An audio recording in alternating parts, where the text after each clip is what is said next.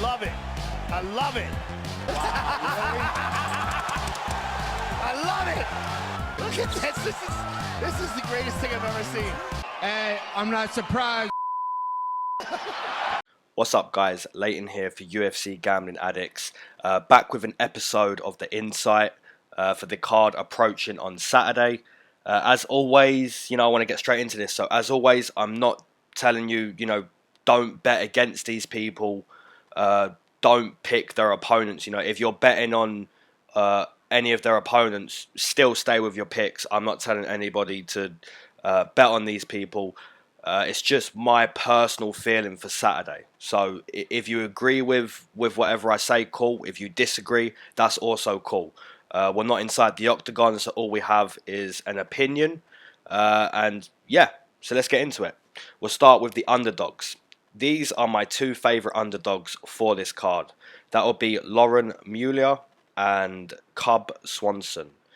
So let's start with Lauren. So it's a female fight, and quite recently we've been getting quite a lot of underdogs winning in these female fights.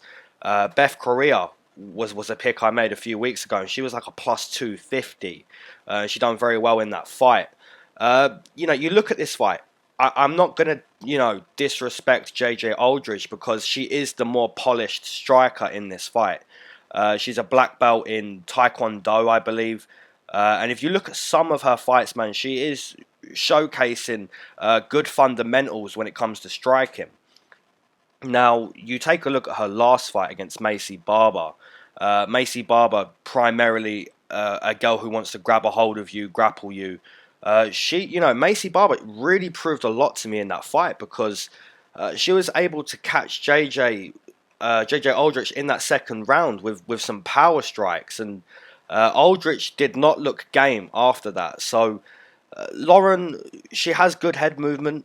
She's not the best striker. She's a former nurse turned into an MMA girl. So she's trying to grab a hold of you too, wear on you up against the fence, look to be the stronger girl.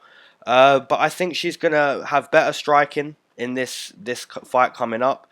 And if she can, just land some powerful strikes on Aldrich and look for takedowns when she can, press her up against the fence, I think the fight really could fall for her. So looking at her odds, plus 140, plus 135.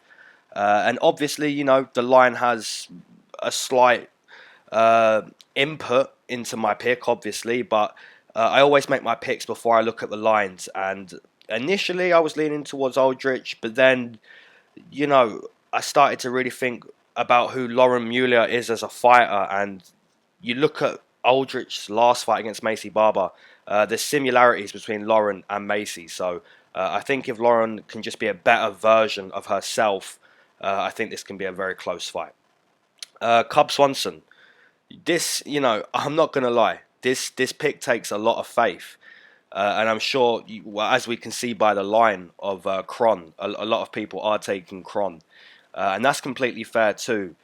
Obviously, a lot of people know how this fight goes for either guy if they win. If Cub can keep it striking, if Cub can avoid submissions, if he can even avoid getting taken down, that's a good thing. But it's a very tough pick, man.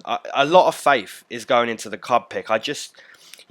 Kron isn't this high-level wrestler. He's not a high-level striker.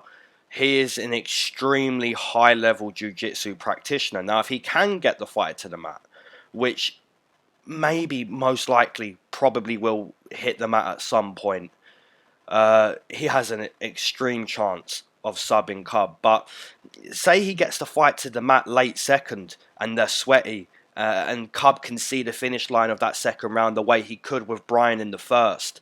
I think Cub really could make it to the finish line in this one.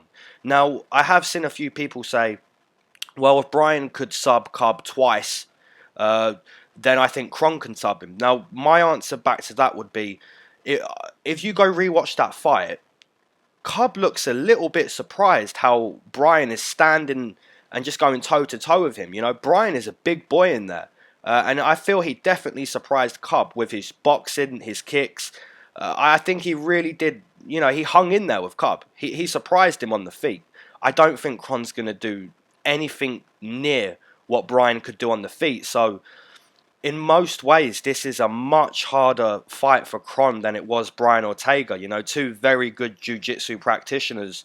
One guy just being a more well-rounded MMA guy, So make no mistake, if you're picking Kron Gracie and he does win via submission, congratulate your pick even more so, because that's a huge win for Kron Gracie. And if you're taking Cub too and that one comes through, that's a huge pick. I think whatever side you sit here, if you get this right, you've made a great pick. Okay, moving on into, I'm gonna come with my slight favorite here, Mackenzie Dern. Slight favorite, minus 130.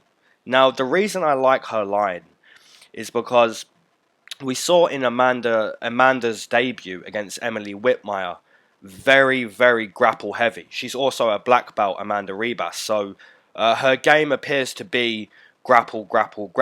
Now, if that is her game here, she's grappling one of the very best. Mackenzie Dern, I said on the full card breakdown, started training in Brazilian Jiu-Jitsu, just Brazilian Jiu-Jitsu at 4 years old.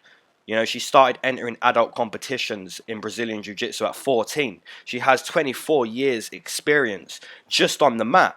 So if Amanda Ribas is looking to implement a similar game plan as to her debut, then I really think Mackenzie Dern could show once again that there's strong levels in this game. So, I was just speaking about Cub Swanson and Kron Gracie.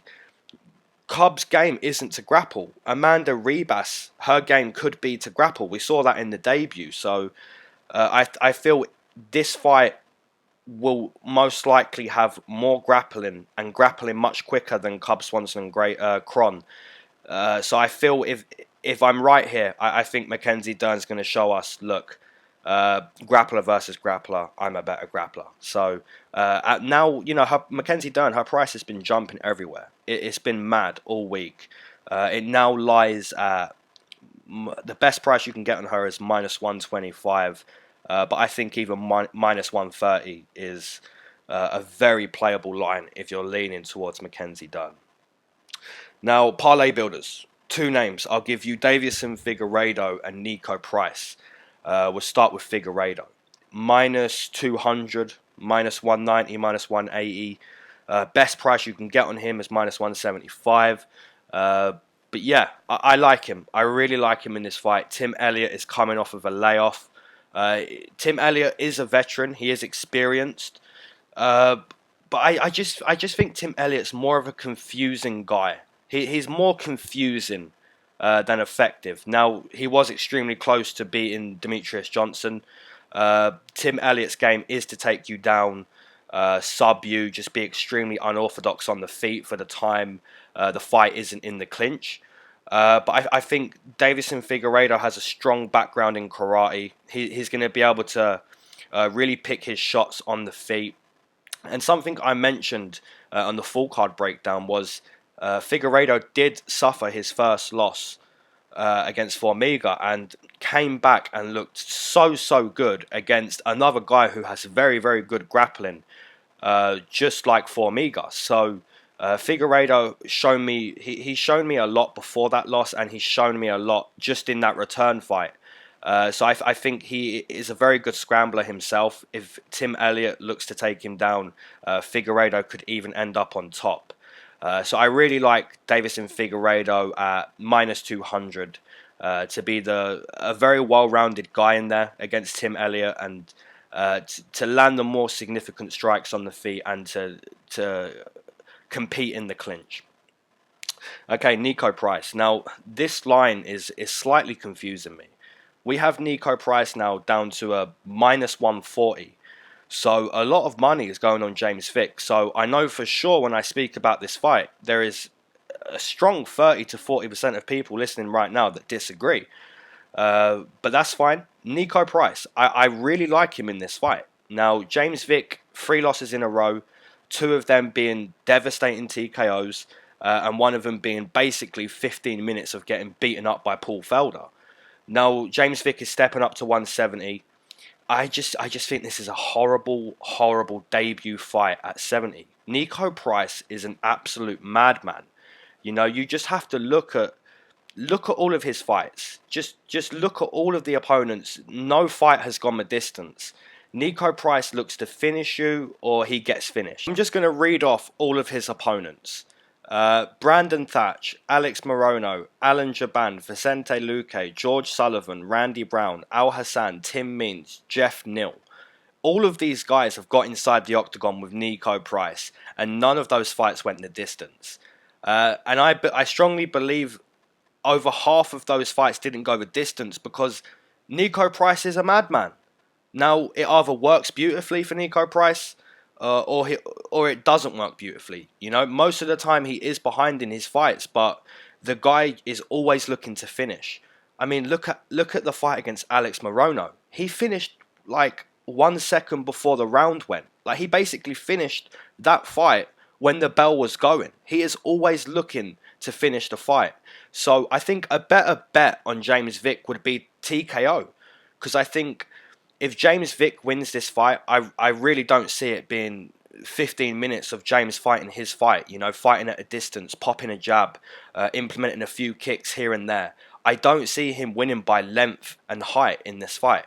I think if James Vick wins this fight, it's going to look maybe similar to Castro versus Taffa that just went. Maybe not as bad as that, but I think it's going to be a beautiful counter shot for James Vick if he does win. Now, if he doesn't win, I think it's because Nico Price took his head off his shoulders. And I'm leaning more towards that. So at minus 140, I'm all over that for Nico Price.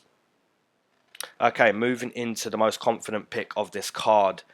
It has to be Joanna Jędrzejczyk. I just think if this, you know, both girls are quite similar. Michelle Waterson likes space. She likes to circle. She likes to kickbox. Yes, she does implement some grappling. She can take the fight to the mat. She has good jiu-jitsu as well. But for the most part, she's a karate-style kickboxer who likes space. Now, Joanna will... she thrives. She thrives with space and movement, you know. So I think both girls are very similar. I just think one girl has way more output, is much quicker, is just more intelligent at reading a fight, is more of a fighter. You know, someone mentioned in my full card breakdown, you know, all she does is train. All she does is train.